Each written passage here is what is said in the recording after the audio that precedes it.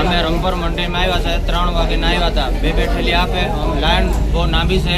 છોટાઉદેપુર જાય તો એ લાઈન. ખાતરના ડબ્બામાં અંદર ખાતર વધુ મોકલાવવાની સરકારની માંગણી કરશે છે.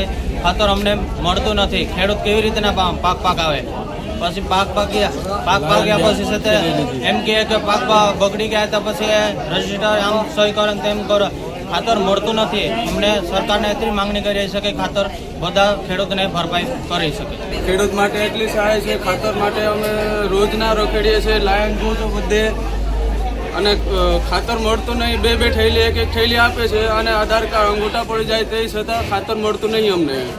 અમે ઉદયપુર જઈએ, બોડેલી જઈએ, ગમે અહીંયા ખાતર મળતું નહીં. અહીંયા રંગપુર મંડળીમાં છે અટાણે તો જ ખાતર મળતું નહીં. એમ અમે રોજના 3 વાગે અહીંયા ધક્કા ખાઈએ છીએ તો એ ખાતર મળતું નથી. કરીએ છીએ. અમને ખેડૂત માટે એટલી સહાય તો મળવું જોઈએ કે નહીં?